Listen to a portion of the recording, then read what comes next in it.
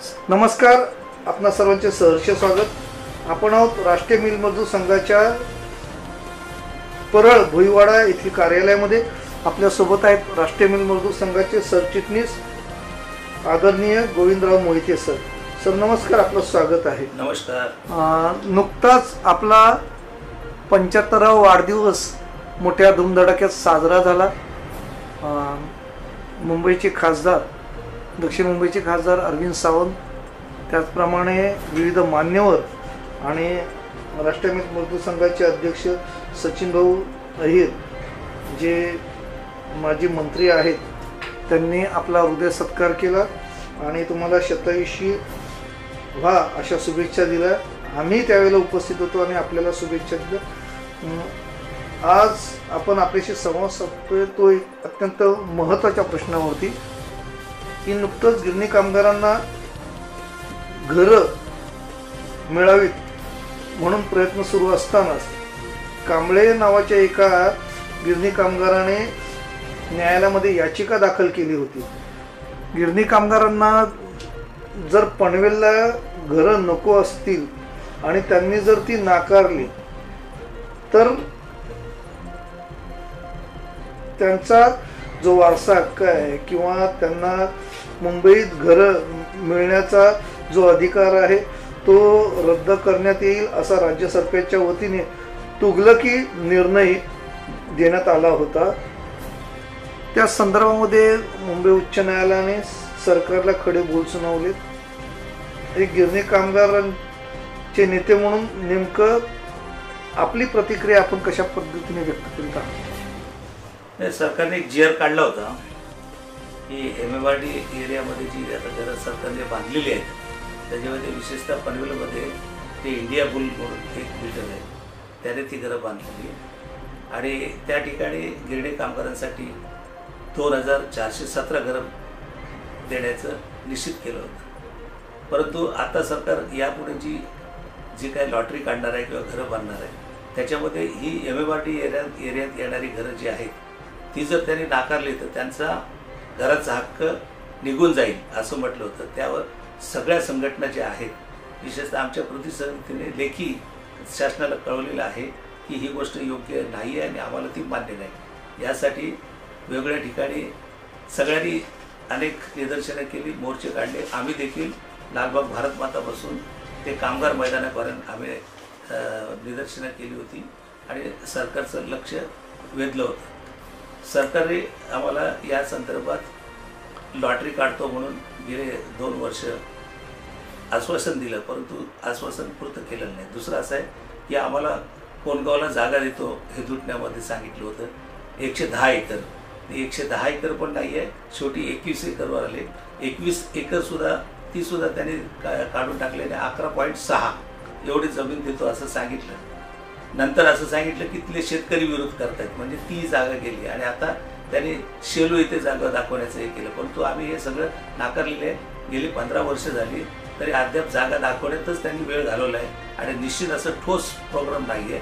म्हणून आम्ही सतत लिखाण केलेलं आहे की आम्हाला ठोस प्रोग्राम आम्हाला दिलं पाहिजे। आणि गिरणी कामगारांना अगोदरच गिरणी कामगार अतिशय वयस्कर झालेले आहेत, अनेक गिरणी कामगारांचे मृत्यू पडलेले आहेत। म्हणून सरकारने निदान जे गिरणी कामगार अस्तित्वात आहेत त्यांना लवकरात लवकर घरं देण्यासाठी हे केलं पाहिजे, हे सातत्याने आम्ही सांगत आलो।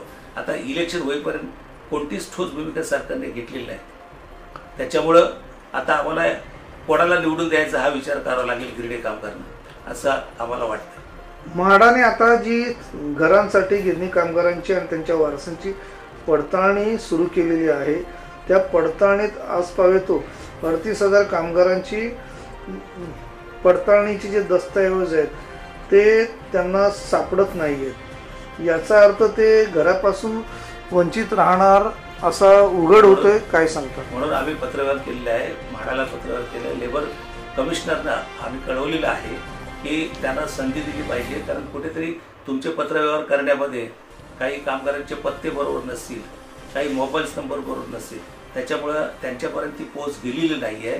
त्याच्यामुळं तुम्ही ही जी काही संधी फॉर्म भरायला दिलेली आहे त्याच्यामध्ये आता 1,12,000 कामगार पात्र झाले असं म्हणत आहे।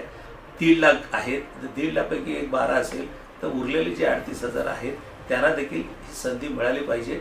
दुसरं असं आहे त्याच्यामध्ये की त्यांच्याकडे एक जरी पुरावा असला तरी तो पुरावा तुम्ही ग्राह्य धरला पाहिजे. असं पूर्वीपासून गेले 15 वर्षात जे जे नियम काढले त्याच्यामध्ये म्हटलेलं आहे एक पुरावा असला तरी गिरणी कामगार पात्र होईल.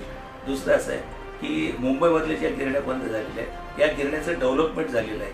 त्याच्यामुळं गिरण्यांचे पूर्वीचे जे मालक ते अस्तित्वात नाही आहेत आणि ज्या डेव्हलप झालेल्या आहेत त्या ठिकाणी ज्या बिल्डरना दिलेले आहेत असे काही बिल्डर त्या ठिकाणी आलेले आहेत आणि त्या बिल्डरना आम्ही मॉनिटरिंग कमिटीकडून त्यांना सांगितलेलं आहे की जर तुम्ही हे दिलं नाही तर तुमचं काम थांबवा किंवा त्यांचं जे काही कामकाज चालू असेल ते बंद ठेवून जोपर्यंत तुम्ही हे निर्णय देत नाही ते लोकांनी पण सांगितलं की त्या जो येणारा कामगार आहे त्याला सर्टिफिकेट आम्हाला आमच्याकडून पाहिजे असेल तर त्यांच्याकडे एक तरी काहीतरी कागदपत्र पाहिजे तर आम्ही सर्टिफिकेट देऊ. काही ठिकाणी काही मालक पळूनच गेलेले आहेत. उदाहरणार्थ मातुल्य मिलचा मालक जो आहे तो कोणीच नाही आहे. त्या ठिकाणी ज्यांना दिलं होतं चालवायला मातुल्य मिल जागा ते सुद्धा पळून गेलेले आहेत. त्याच्यामुळे कोणी अस्तित्वात नाही आहे. त्याच्यामुळे हे पुरावे मिळण्यासाठी खूप अडचणी मिळतात आणि त्यासाठी कामगारांना 10 वेळा खेटा घालावा लागतात आणि त्याच्यात तो एवढा थकून जातो. एक तरी ते मुंबईमध्ये येऊन त्यांची राहण्याची सोय नसते, पैसा खर्च होतो. त्याच्यामुळं फार अतिशय यातायात झालेली आहे आणि म्हणून म्हाडाने देखील ही मुदत पुन्हा वाढवली पाहिजे असं आम्ही त्या ठिकाणी आणि ज्या काही त्यांचं कॉम्प्युटरमध्ये जे लॉक केलेलं आहे त्यांनी परत ओपन करून ही संधी त्यांना दिली पाहिजे असं आमचं म्हणणं आहे. साहेब, राष्ट्रीय मिल मजदूर संघाचे अध्यक्ष आमदार सचिनभाऊ अहिर यांनी नुकतंच म्हटलं की कामगार संघटना आणि नेत्यांनी एकत्र येऊन गिरणी कामगारांसाठी लढा दिला पाहिजे. हे शक्य होईल असं वाटतं का? तुमचं नेमकं काय? सचिन भाऊंचं पहिल्यापासूनच असं आहे सगळ्या संघटनांनी एकत्र यावं आणि आल्या पण होत्या 9 संघटना आम्ही एकत्र होतो. परंतु काही लोक व्यक्तिगत काही स्वार्थासाठी बाजूला झाले आणि आम्ही त्यासाठी मग कृती समिती नेमली. त्या कृती समिती आता 6 संघटना आहेत. आता जे काही नवीन 1-2 संघटना आले हे कोणीतरी आपलं एक जसं बाकडा युनियन काढून काहीतरी त्यांना आम्ही मिळवून देतो असं भासवतात. प्रत्यक्ष ते काही करू शकत नाही आणि काही होणार पण नाही आहे. ही रीतसर चाललेली संघटना आहे आणि 75 वर्षाचा अनुभव असलेली संघटना आहे. त्याच्यामध्ये सचिन भाऊंसारखे अतिशय चांगले विचारवंत नेते याच्यामध्ये आहेत आणि त्यांनी सगळ्यांनी एकत्र राहावं हे अतिशय चांगलं केलं जेणेकरून सरकारकडून लवकर कामं व्हावी, नाहीतर सरकार आपल्याला खेळवत राहील हा त्यांचा उद्देश आहे त्याच्यावर. मग यंदाची दिवाळी तर गिरणी कामगारांनी कशी बशी आवर्ती घेतली. येणाऱ्या निवडणुकीमध्ये 20 तारखेला मतदान आहे, 23ला मतगणना आहे. सरकार कोणतं येईल ते गुलदस्त्यात आहे. तर मग आता तुम्ही विरोधी पक्षाच्या बाजूने मतदान करणार आहात की सत्ताधारी पक्षाच्या बाजूने? हा गोंधळ गिरणी कामगारांच्याही मनामध्ये आहे. नेमकं तुम्हाला काय वाटतं? मी आपल्या चॅनलच्या माध्यमातून सगळ्या कामगारांना आवाहन करेन की निश्चितच आहे ज्यांनी नुसते आपल्याला आश्वासन दिली की तुम्हाला एक करतो परंतु एकही घर अद्याप बांधलेलं नाही. 1.5 लाख लोकांना घरं द्यायची झाली तर त्याची बांधकामं कधी होतील? त्यासाठी ही घरं ताबडतोब बांधली पाहिजेत आणि विशेषतः आता कामगार कंटाळलेले आहेत. आम्हाला आता बाहेरची जी घरं आहेत ती नको आहेत कारण बाहेर प्रत्येक वेळेला काही ना काहीतरी अडचणी येतात. आता मुंबईमध्ये ज्या ज्या ठिकाणी आता जसं धारावीला अडाणी ग्रुप येणार आहे त्या ठिकाणी बरीचशी घरं कामगारांना मिळणार आहेत. जसं हिरानंदांनी मागे पवईला घरं बांधली त्या ठिकाणी निडी लोकांसाठी सुद्धा 1 लाख घरं बांधली. तशाच पद्धतीची घरं जी आहेत जर इथे होत असतील आणि रिपेअर बोर्ड वगैरे याच्यामध्ये सुद्धा गिरणी कामगार आणि रिपेअर बोर्ड असं जे आहे त्याच्यामध्ये अनेक घरं खाली आहेत. रिपेअर बोर्डासाठी आता काही शिल्लक राहिलेलं नाही तसं त्याच्यामुळे ती घरं आणि शिवाय खाली जागा ज्या आहेत ह्या जर खाजगी बिल्डरना देत असाल तर त्या ठिकाणी गिरणी कामगार हा मराठी आहे आणि मूळ रहिवासी असल्यामुळं त्यांना इथे वास्तव्यासाठी पुन्हा ही संधी नवीन येणाऱ्या सरकारने दिली पाहिजे. म्हणून आता असलेलं सरकार काही करत नाही म्हणून नवीन सरकारला संधी देऊन ही गोष्ट जी आहे ही आम्ही निश्चितच मिळवून घेणार असं या ठिकाणी आपल्या माध्यमातून मी सर्व गिरणी कामगारांना विनंतीपूर्वक सांगतो की महाविकास आघाडीच्या सरकारलाच आपण निवडून द्यायचं आहे तरच आपली ही कामं पुढची होती. धन्यवाद. धन्यवाद.